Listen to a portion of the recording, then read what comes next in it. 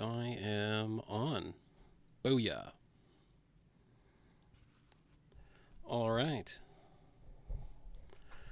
Got myself a new tier list. This time, it's about U.S. World War II tanks. I'm a bit of a fan. Like my history, like my tanks.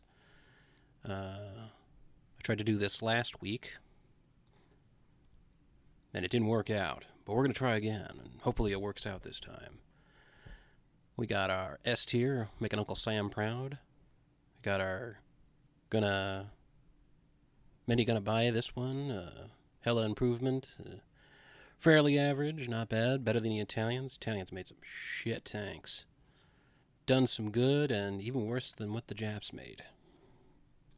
It's apostrophied there, so I'm just saying what it says. I'm not doing a racial slur, even though that is a slur. But I don't really care. So the Japanese made some pretty bad tanks during World War II.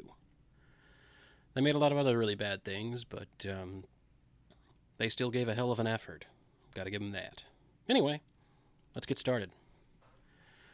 We got all of our usual suspects here, but let's start off with the LVT-4. These are pretty cool looking amphibious track tanks, kind of tanks, but they're good for their role. You know, same with the LVT Alligator, I believe. This is the Alligator one, where it actually has a turret on it, a better turret, so it can actually do a bit of fighting. However, both the LVTs are just they're pretty good for their specialized role. But they're not really meant to just go inland and everything. I actually have a you get to see them at the LVTs at their best during Little Resistance in Call of Duty World at War, where you get to see them, up front and center. They really are. They were a massive game changer during the Battle of Tarawa. Like the Japanese were like, whoa, they freaked them out. So, but they're not one of my personal favorites. But I still think they're pretty cool for what they are. The T-92, I've actually never heard of this thing. But the T in front of it means it's, I believe, experimental, because there's some other T-series vehicles here. Self-propelled guns, not one of my personal favorite, because I've never even heard of it till now. The M4 Easy 8 Sherman, that's, of course, most of the top tier is going to be made up of the Shermans, most of the Sherman variants. I really like the Sherman tank. I believe I got a little shelf behind me. Let me just yeah, I got a where's my hand? Yeah. No. Well, behind me I've got a little secondary shelf. Ah, there we go. A little secondary shelf right here, where I've got a few American tanks and some German tanks. I plan to expand it, but I need more room. And I got a Sherman, a Lee, and a Hellcat, a Panzer, a Stug, and a Sturmpanzer, another self-propelled artillery Panzer. But two of my favorites are the Sherman and the Hellcat. Even though the Hellcat's a tank destroyer, still one of my favorite tanks. And Stuart tanks. There are also going to be a lot of Stuarts up there. I like the Stuart. Speaking of whom, we got the three of the tank destroyers here. The Black Hat, which is an upgraded Hellcat. That's, of course, going in the A tier. The M10, the Jackson. I like it, but I think is there the Jackson's not here, so that's either the wait, there it is. I mean, M36 and the M10. M10 is the Wolverine, and the M36 is the Jackson. Or I'm probably reversing it. Maybe. Either way, I like tank destroyers. Just putting it out there. I like tank destroyers. And of course, the also holy hellcat. Love my hellcat. The shoot and scoot. Can't go wrong with that. Moving on, the M22 Lotus, which was a light tank meant for the airborne. The Americans didn't use during World War II, but the British did, and they weren't very effective. Blech. Didn't want to burp into the microphone. Love my dew. Anyway, M26 Persian. A big upgrade. Saw limited use, but I think it's average for me, personally. The first iteration, M2 Stuart. I think they're fairly good, but needs a lot of improvement, but they would get improved. The M2 Medium, which is basically a pre-Sherman with a Stuart turret. There's actually I believe a short war film. If I can find it, I'll link it. But these were considered their state-of-the-art tanks before World War II and before the United States entered the war. But they didn't actually see combat, probably because I believe they were used for training, but these things were obsolete and outclassed even before World War II started. Like, you could make an argument that it was just a slightly bigger Stuart, honestly, and not very good. I am going to look for that short film that this is in. I forget what it's called, but it's amusing. The M2 Light, the slightly upgraded Stuart. Still relatively good, but not perfect yet. We haven't gotten to the much better Stuarts yet. Tank Destroyer, M36. Of course, it's going in A tier. The Lee. I have an interesting relationship with the Lee tank, because when I played World of Tanks, I had to grind forever, what it seems, just to get to the Sherman. And for some reason, you can't use the upper turret. You could only use the whole 75. So I had to, basically act like a tank destroyer with an inferior gun, and then fall back, and then earn enough so I could get a Sherman and get some of the better Sherman tanks. But I had to grind hard with this tank. But this tank is actually featured in one of my most beloved kind of World War II war films. A little film called Sahara with Humphrey Bogart in it. This is actually featured prominently in it. So, I kind of love and hate it. It's a love-hate. So, we're just going to put it in average. Stuart 3, M3 Stuart. Massive improvement. Goes to A tier. That's the first A tier. Because the earlier Stuarts are meh. But once they started upgrading the Stuart, then it became a game changer. The first iteration of the Sherman is actually A tier for me, personally. The upgraded M3 Sherman with the 76. Booyah. That's the great thing about the Sherman. Like, it was a very, very versatile vehicle. M6 Sherman, of course, A tier. The T-26 cupola with, all the rockets on it. I think it's cool, but it's very specialized, a specialized artillery tank. Though it was cool.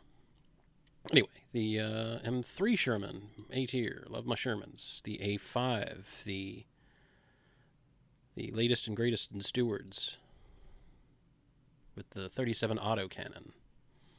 Yeah, definitely A tier. Yep, mostly just Shermans and Stewards. Anyway, M6A3 are the U.S.'s only, made heavy tank that was trash.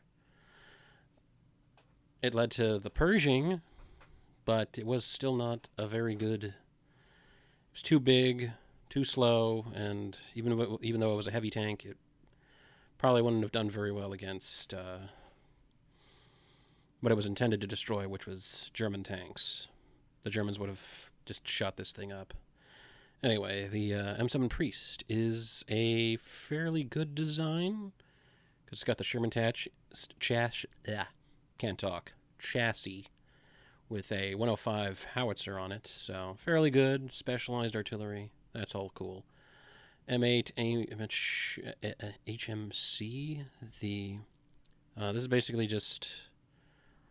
I believe they put a howitzer on a Stuart chassis, so we're just gonna put in. It's kind of okay. It's okay. The M12 HMC heavy munitions carrier. I'll say it's okay. It's just. I'm not as much of an expert on self-propelled artillery as I should be, but meh. M3. The M3 got them burps. This is the anti-tank, the anti-tank,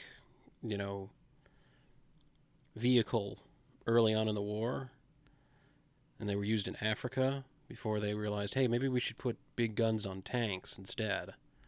Because we went into Africa with Stewards, Lees, and the half-track with the 75 on it.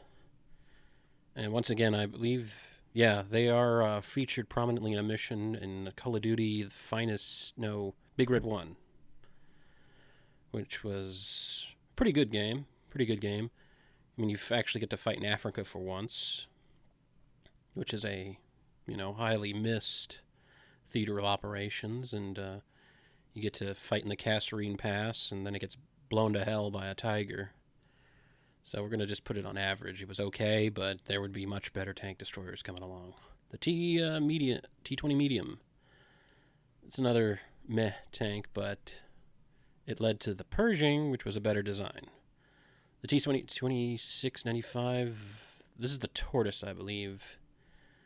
It was designed for one thing, to destroy the Siegfried line, and it didn't even get to do that.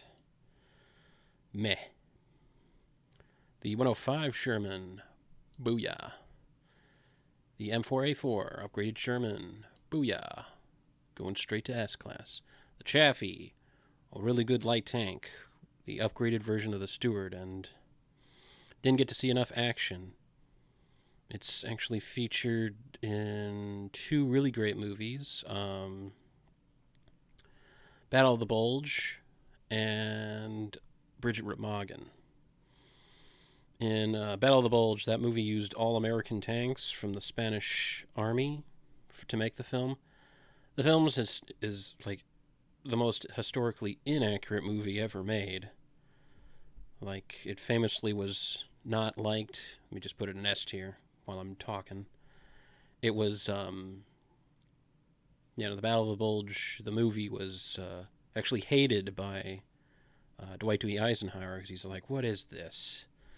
I mean, if you turn off that it's not historically accurate, because there's only a few parts where it's, actually winter, and then a big tank battle takes place in the desert. Europe doesn't have deserts.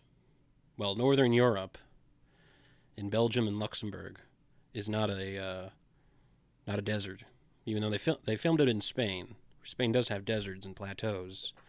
Northern Europe does not. So, but it's still a good movie. It's a good movie, but highly inaccurate. Bridget the Remagen. For the production, they used chaffies, even though historically they had it's one of the battles where they used a combination of Persians. Actually, it was a whole detachment of Pershing tanks helped take the bridge. I guess they just couldn't get them for their production. And oddly enough, where they were filming in Czechoslovakia, the Russians were also invading at the same time, and the film crew had to evacuate and eventually get back the tanks that they had to leave behind during the production. But they were like, no, we're making a movie. We're not invading. But, interesting, really great movie, nonetheless, but also good out of history context, what was going on while they were making the film. Anyway, a T6 combat car. Never heard of it, but it looks terrible. And the A4M1 A176 Sherman. Of course, it's going to go up there. Booyah. So, as you can see, I'm a big fan of the Sherman, Hellcat, and Stuart. Also like my Chaffee. I didn't put anything in there, and not as bad as the Italians, because early American tank design, yeah, was bad, but at least they kind of worked. There's even a two-turret kind of tank that was an experiment. I believe it had the Stuart chassis, and it had two turrets, and it was meant for the cavalry. I forget what it's called, but I'm like, that's dumb. Don't know why that's not here, but that's whatever. Anyway, got my list done. Hope you enjoyed. I enjoyed it. I plan to try to do German tanks next, then British tanks, and then Russian tanks, and all the World War II tanks. It's going to be a little harder with the British tanks because a lot of them were terrible up until the late war. But we'll get to it when we get to it. And I'm of course like German tanks a lot. They're pretty cool. But we'll get to that. So if you liked, give it a like. If you're not subscribed, maybe give me a subscription. Comment what your favorite American World War II tanks are, and if you liked this.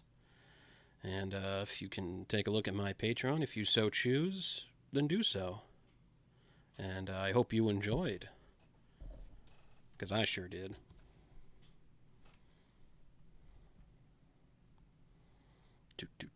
Come on. Oh, I pressed the wrong button.